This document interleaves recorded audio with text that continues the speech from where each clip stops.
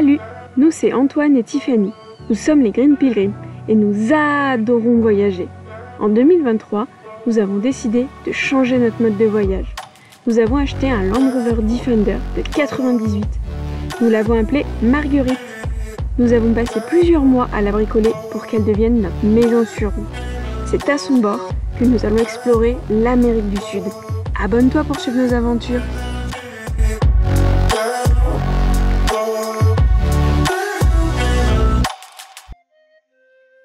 Bon, on vous avait pas filmé, mais voici notre chambre d'hôtel.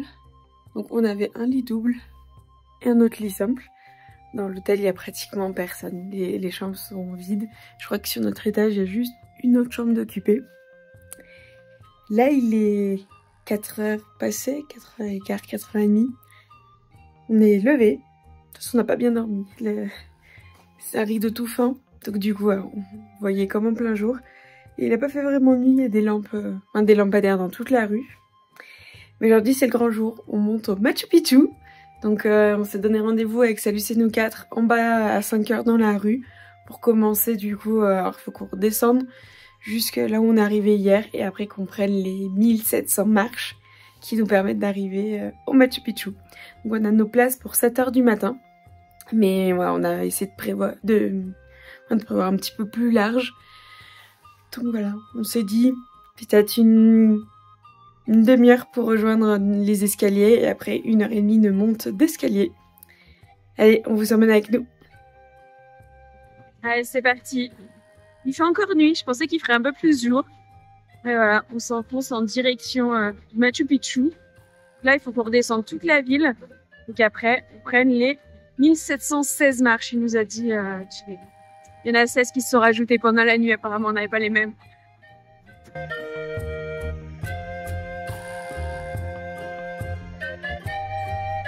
Allez, c'est parti, on commence notre ascension, on traverse le Rio et après on grimpe. Souhaitez-nous bonne chance. 1716 marches. Il y a 400 mètres de dénivelé. De bon matin, et il est 5h30. Le Rio est toujours aussi fort.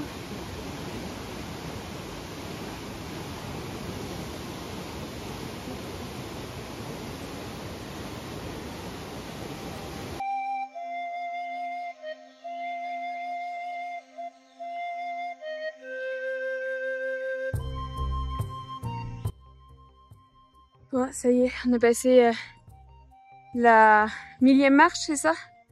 1000, oui. Ouh. Regardez le ciel, il est bleu.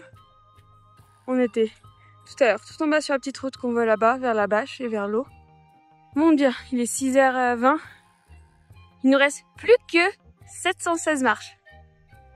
Yi! Allez, c'est parti. Je reprends le sac pour les 700 prochaines marches, mais après c'est toi qui l'as. Ok, si tu veux. On aperçoit des premières terrasses un peu en face. Il reste 700 marches. Ouais.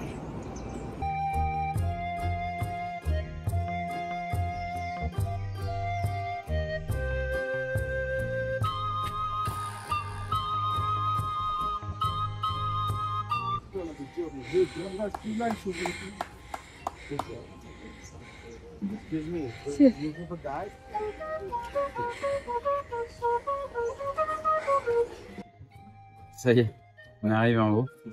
On a changé de t-shirt parce que la montée était assez fatigante. Là, on attend notre guide. Et après, c'est parti. Notre guide nous expliquait que le chemin qu'on va passer là-haut, c'était le chemin qui était utilisé à la base par les Incas. Il y a des 400 mètres de dénivelé et 130 km pour aller jusqu'à Cusco. Voilà. Là, nous, les escaliers qu'on a utilisés, ils ont été faits en 1930. Il y a 250 millions d'années. Ah oui. Date la formation des montagnes là. Machu Picchu date du 15e siècle. 1700. 1400. Bon, le guide nous a déjà donné beaucoup d'informations. Essayez de tout retenir pour après vous le redécrire. Vous voulez un petit récap? Vas-y. 1200, début de la civilisation Inca. 1400, apogée. et 9e roi, Pachacutec, et a lancé les constructions de tous les sites historiques, à savoir le Machu Picchu, Ollantaytambo, Sacsayhuaman, tous les sites Pisac.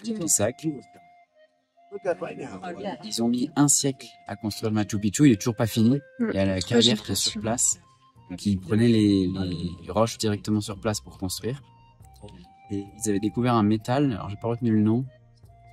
J'ai filmé donc Ouais, on l'aura. mais c'est avec ça qu'ils créaient les outils qui permettaient de tailler les pierres.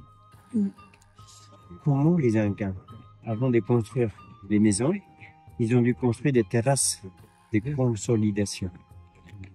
Parce qu'ils ne pouvaient pas construire sur la pente comme ça. Ils devaient avoir un espace horizontal, plat. On a estimé entre 60 et 70 terrasses de consolidation avant de construire les maisons. Et à part, ils ont dû construire des terrasses pour l'agriculture. On a calculé entre 80 et 90 terrasses pour l'agriculture.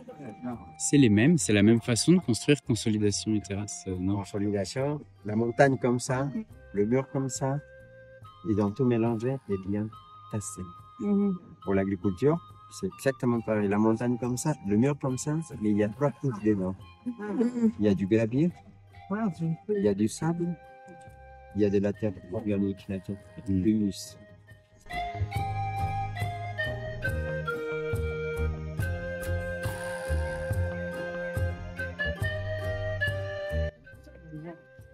Le guide expliquait que là, c'est une reconstitution pour, parce que le toit, il est plus ailleurs, il s'est envolé. Donc on va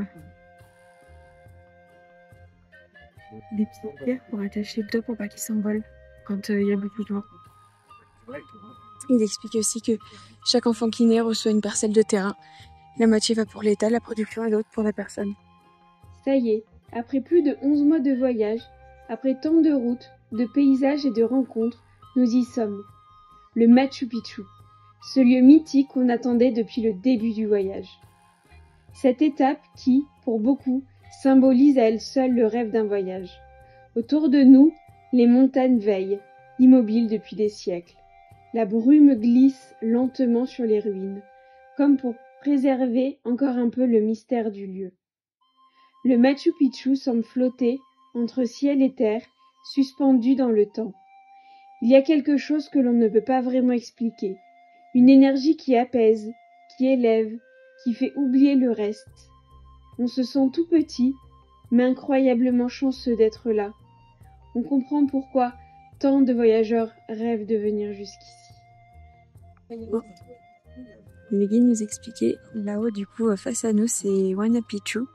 Donc on voit tout en haut, il y a des terrasses. Donc on peut le visiter, hein. C'est un autre site.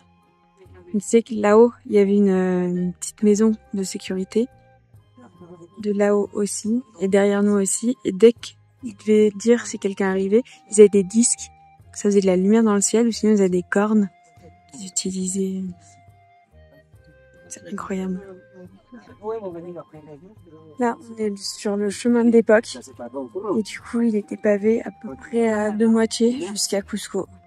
Il y en a calculé que le message de Cusco jusqu'à Machu Picchu avec le système à du relais, 130 km et 4000 mètres de dénivelé, pouvait arriver le message sans problème entre 7 et 8 heures.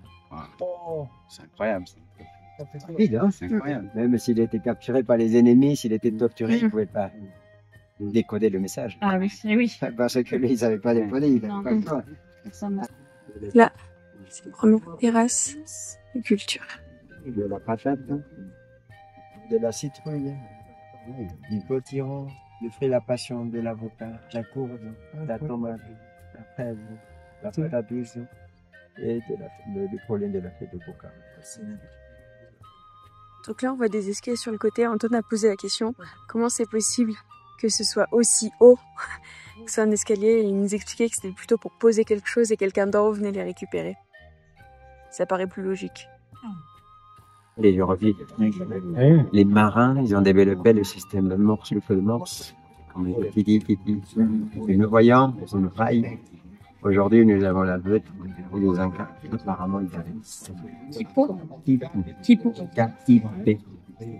D'accord. C'est fou que c'est pas été déchiffré jusque-là. Il n'y a pas beaucoup non plus. C'est dommage. Et c'est ça qu'il y avait les messageries quand ils couraient. J'ai fait 2 fois le chemin des Incas, ce trajet de 4 jours, en courant. C'est vrai? En courant. Il y a 15 ans, il y avait encore le marathon. Ah ouais. 45 Marathon des Incas. 45 km, plus 2000 mètres de dénivelé. Ce sont 3 cols à 4002. Oh là là. Le meilleur, il a mis 3h40 minutes. Ah. N'oubliez pas que le marathon à plat, pour le mondial, c'est 2 heures. C'est 3h45. un Péruvien? Un peu, le gars qui a gagné, oui, c'est un Péruvien qui habite à 4000 mètres d'altitude. Ouais. Le message, 40 km, 80 km, 4 heures, alors 120 km, 6 heures, alors 130 km, 7 heures, 9 heures. C'est fou, c'était super efficace ce système. Ah ouais, et en plus, vous voyez le dénivelé? Ouais. C'était comme ça l'équipe. Vous voyez les nœuds? Pas la même forme. La même forme, la même taille, la même couleur, la même grosseur, la même longueur, le nombre de ficelles, les espaces entre les ficelles. Il y a par ficelle entre 6 à 7 variables par ficelle. Alors on ne sait pas si tout ça, si c'était un mot, si c'était des chiffres, si c'était... Tout à l'heure, c'est vrai. Je ne sais pas si quand il disait ça, si le faisait de gauche à droite, de droite à gauche, de bas à haut. C'est différentes matières ou c'est tout le même? On a retrouvé des quipous en coton, Ok. en laine de lama, en laine d'alpaca, des lilois. Ok. Là, on voit bien le chemin. Donc, c'était l'ancien chemin qui menait jusqu'à Cusco. Il est encore utilisé. Ceux qui font le trek de 4 jours, ils passent par là. Incroyable. C'est pas comme ça des fois. Là, on a un point de vue magnifique. Du coup, on va faire une petite séance photo. C'est trop beau, on a le temps idéal. On voit toute la cité. Trop content. Perché à plus de 2400 mètres d'altitude, le Machu Picchu reste l'un des plus grands mystères de l'histoire inca. Construit au XVe siècle sous le règne de l'empereur Pachacutec, il aurait servi de résidence royale ou peut-être de centre spirituel. Rien n'est sûr, car les Incas n'avaient pas d'écriture, et le lieu est resté caché pendant des siècles. Perdu dans la jungle, oublié du monde, le Machu Picchu a échappé à la conquête espagnole. Ce n'est qu'en 1911 qu'il est redécouvert par un explorateur américain, Hiram Bingham. Il cherchait les ruines d'une cité inca, Vilcabamba. C'est un jeune fermier de la vallée qui l'a guidé jusqu'ici. À l'époque, quelques familles vivaient encore au pied du site, cultivant les terrasses sans imaginer qu'elles habitaient proches de l'un des trésors archéologiques les plus importants du monde. L'architecture du Machu Picchu est un chef-d'œuvre. Les pierres taillées avec une précision incroyable s'emboîtent sans mortier, si bien qu'on ne pourrait pas glisser une lame de rasoir entre elles. Et pourtant, tout résiste encore aujourd'hui au séisme et au temps. Ce qui frappe le plus ici, c'est l'harmonie entre la nature et l'homme. Chaque mur, chaque terrasse, chaque escalier semble avoir été pensé pour se fondre dans la montagne. Le lieu respire la spiritualité, et il n'est pas difficile de comprendre pourquoi tant considèrent le Machu Picchu comme l'une des 7 merveilles du monde. Aujourd'hui, le Machu Picchu continue de veiller sur la vallée, toujours là, entre les nuages et la jungle. Il rappelle que certaines merveilles ne s'expliquent pas, elles se ressentent.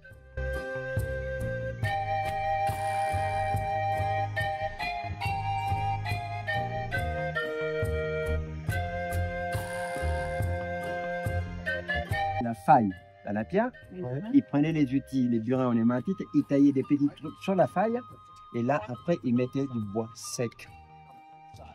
Des petits points au bois sec. Après, il mouillait le bois sec. Les bois, ils gonflent. C'est hyper ingénieux. Là-haut, dans la pyramide, là, il y avait le cadran solaire. Ok. Alors, chez vous, les cadrans solaires, c'était pour calculer l'or, n'est-ce pas? Oui. Chez nous, les cadrans solaires, c'était pour calculer les saisons. 4 saisons pour l'agriculture. ils ne voulaient pas calculer l'heure, ça les intéressait pas. C'était beaucoup plus intéressant de calculer les saisons pour pouvoir déterminer à quel moment il faut cultiver, à quel moment il faut récolter, à quel moment il faut faire la cérémonie. Voilà, on est un peu en retard donc on voit bien la canalisation qui est là. C'est de là où on est parti. Et du coup, hier, on a fait tout le tour comme ça.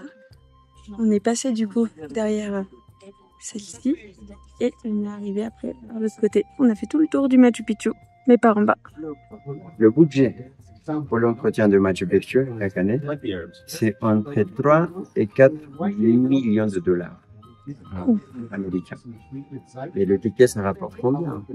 C'est 10 fois plus. C'est 30 millions de dollars. Ah oui. Alors, est-ce que les Péruviens ils vont fermer Machu Picchu? Non. Parce que ça rapporte beaucoup d'argent. Mais par contre, on a commencé à limiter. D'accord. Éviter la dégradation. Vous voyez, par là, il y a tous les jours, là, entre 2000 et 3000 touristes qui passent. Ça fait 6000 pieds par jour. Donc là, on voit un grenier, donc c'est les lieux où ils stockaient les grains. Et du coup, il nous expliquait pour éviter les rongeurs, ils mettaient des plantes qui sentaient fort et qui sentaient pas bon, qui faisaient que les petites bêtes, les rongeurs ne venaient pas. Il est vraiment top, notre guide. Là, on voit les pierres qui dépassent, c'est pour ficeler les toits.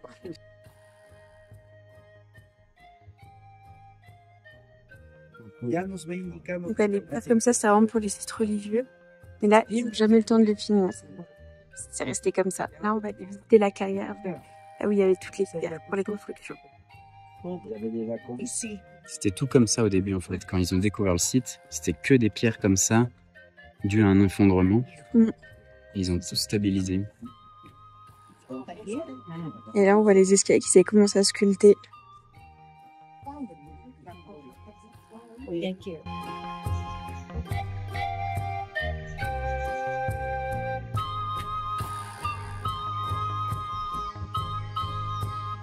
Tailler un morceau d'hématite avec une autre hématite en forme ronde, comme ça, une petite boule d'hématite.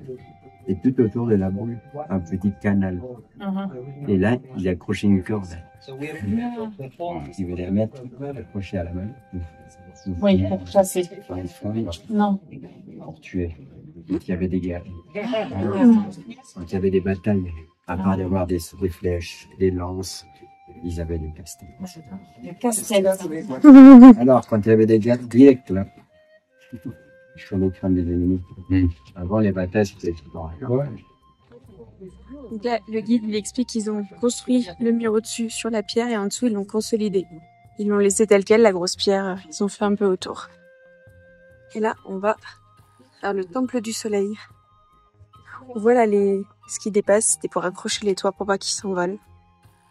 Et on voit, alors là où je vais vous montrer, le haut le pointu du toit. Il est un petit peu arrondi, c'était pour tenir la poutre, pour qu'elle tienne bien.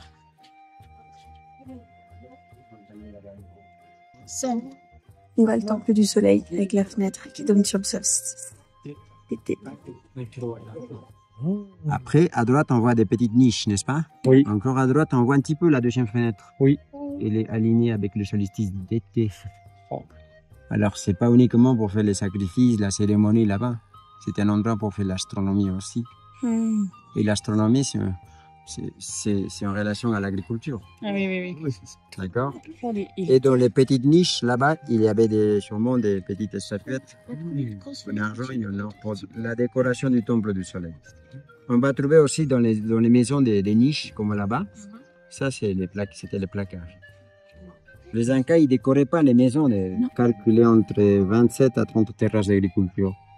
On a dit à peu près 90 terrasses, n'est-ce pas? Parce que les autres sont en bas. Ça descend. Il y a 3 groupes de terrasses. Ici, c'est le dernier groupe. À la moitié de la montagne, il y a le deuxième groupe. Et tout en bas, nous avons le premier groupe de terrasses. Il y a chemin, l'altitude. L'altitude et la gravité. C'est là-bas en bas qu'on a retrouvé les traces du pollen, de la coca, tout en bas. Et là-bas, là-haut, on a trouvé des traces du pollen, du maïs, de la patate. Et par maison, on a calculé entre 4 et 6 personnes. Les parents, peut-être 2, 3, 4. Et la naissance, c'était juste pour dormir. Ils n'étaient pas là. Donc, c'était sur le toit. Ce sont Cuisiner à l'extérieur. D'accord. La vie, c'était en communauté, n'est-ce pas? Oui. À part, ils avaient des cantines, ils avaient des cuissons collectives ici. Ok. Et là, ils ne faisaient que dormir. Et les lits, c'était pas. Ils mettaient au matelas de la paille. Sur la paille, ils mettaient les flots de la marque. Au-dessus, il y avait un tapis. Et après, les couvertures. Et ça fait des pages. Il y avait un rideau. Et la charpente. C'est pour ça que les bêtes étaient vraiment gardées à l'extérieur. Exactement, parce qu'ils fermaient tous les soirs à l'entrée de la cité. Oui. Ils n'avaient pas de peur. Ah, du coup, il explique, le guide, que là, sa meurtre s'était cassé. Donc avant, ils pouvaient les reconstruire, mais depuis 1984, c'est classé au patrimoine mondial de l'UNESCO. Donc il y a interdiction de reconstruire le site. Donc voilà, c'est resté tel quel. Ils l'avaient stocké pour le refaire, mais ils n'ont plus le droit. Donc là, on est sorti du côté un peu plus des nobles, et là, on va plus au côté des serviteurs. Ils n'étaient pas là au même endroit, et pas du coup protégés de la même manière.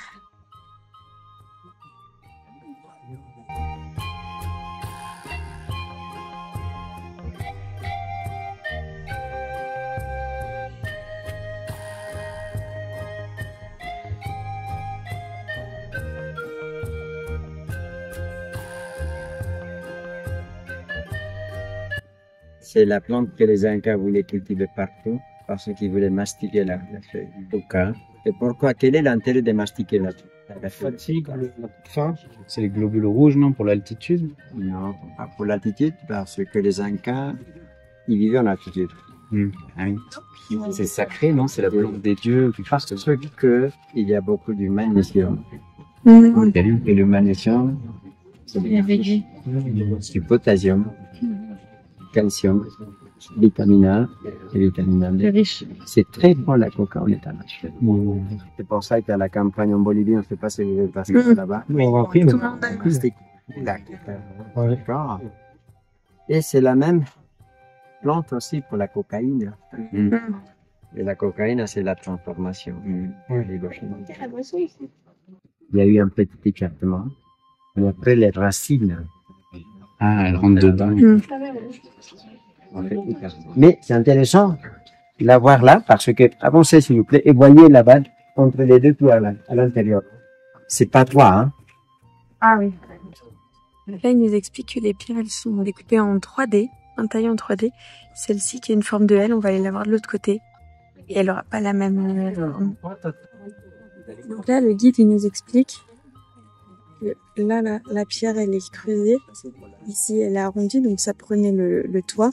C'était pour les fondations. Donc ici, il y a une poutre au milieu qui aide.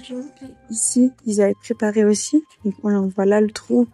On le voit pas de l'autre côté, mais il n'y a pas la pierre au milieu qui permet de tenir la charpente. Et en fait, c'est la pierre qui est là au milieu. Ils ont dû fuir quand les Espagnols sont arrivés. Enfin, puis ils arrivaient, ils ont pas fait ici, donc du coup, ils ont laissé ici la poutre. En fait, pour déplacer la pierre, ce qu'ils faisaient, c'est qu'ils accrochaient des cordes autour, dans ce sens, pour pouvoir ensuite mettre 8 à 10 cordes comme ça. Et donc, il y avait 8 à 10 personnes par corde qui venaient tirer la pierre. Donc, c'était vraiment, il fallait 80 personnes pour déplacer une roche de cette taille, quoi. Ce qu'il expliquait, c'est qu'il la tirait.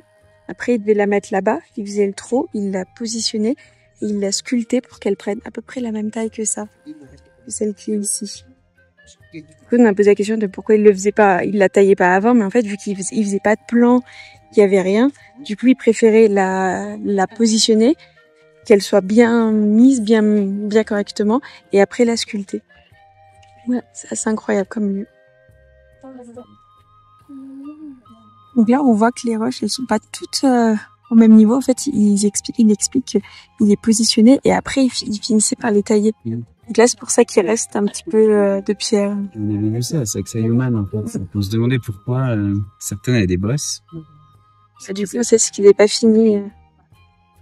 taillé.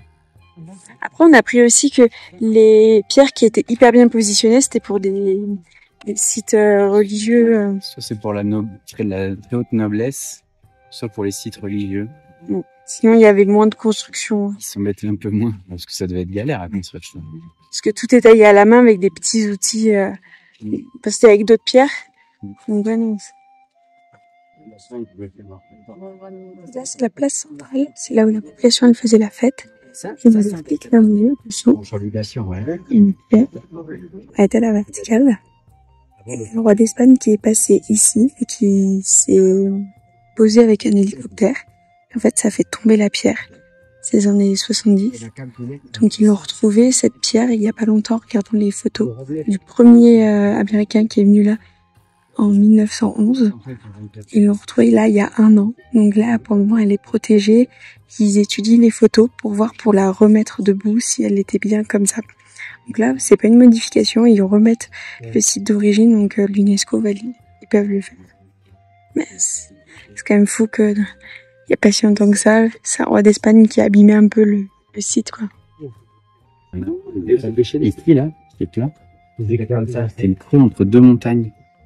Ils ont remblayé avec les chutes, enfin les déchets un peu de la construction, 7 à 8 mètres pour faire la place centrale.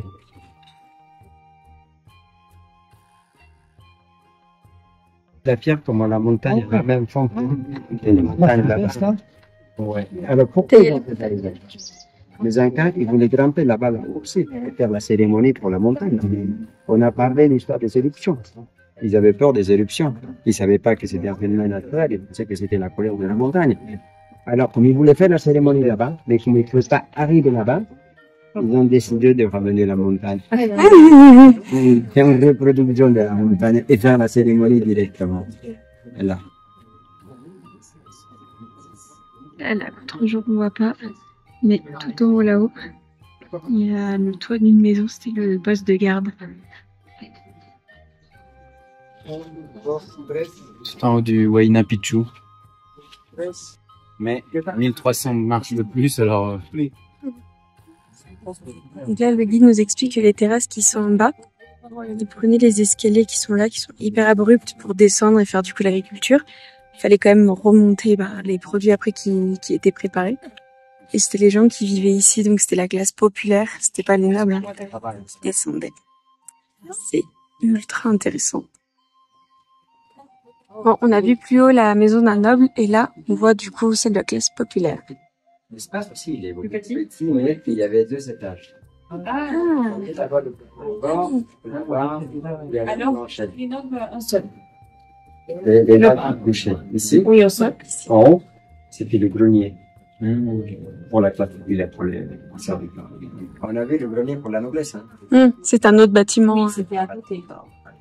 Ici, la famille avait son grenier. D'accord. Et ils dormaient à combien, là, pareil 4, 5, 6, De toute façon, il faisait que dormir, donc.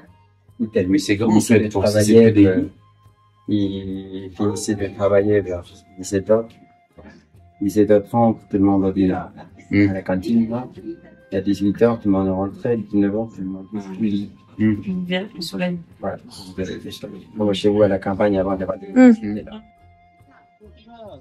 Là, on voit le chemin qu'on a fait hier. On va les voir ferrer un petit peu là, on les voit repasser en bas, ici. Ouais, c'est le chemin qu'on a fait. Demain, non, ce soir, on va le refaire. Je pense qu'on le verra différemment. Bon, le guide nous expliquait qu'il n'y avait qu'une seule toilette pour tout le monde. Et il faut remonter, ressortir du site et aller à l'extérieur. Mais la nuit, ils pouvaient pas, c'était fermé. Donc ils mettaient des pots de chambre ici. C'était dans de la céramique. C'est hyper intéressant. C'est incroyable comme site. On comprend pourquoi c'est une merveille du monde. Ouais. Bon, là, on voit qu'ils sont gravés les squelettes directement dans la roche.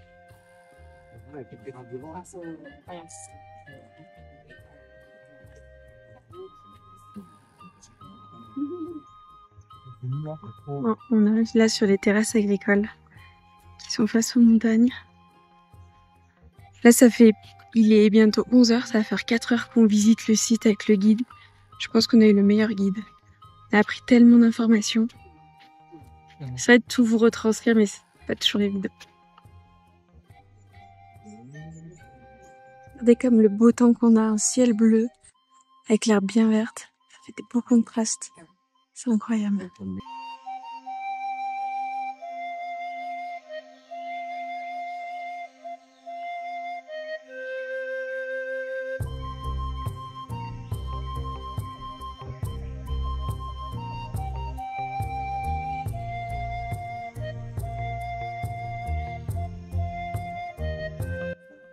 Bon, ça y est, c'est la sortie du site.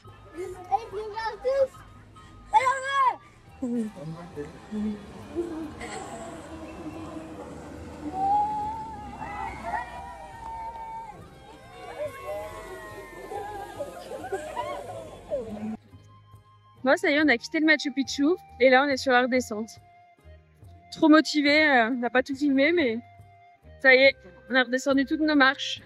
Et on est même acclamé, arrivé en bas.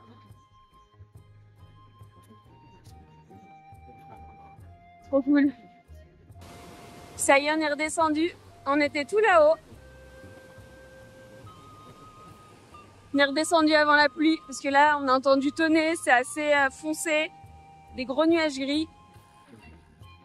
Bon, ça y est, on a enfilé les ponchos, on sert pour de vrai cette fois-ci. Et là, on se prend une bonne pluie tropicale. Parti, là on va attaquer la rando. On est parti pour 10 km. Sous la pluie. Wouhou! Wouhou!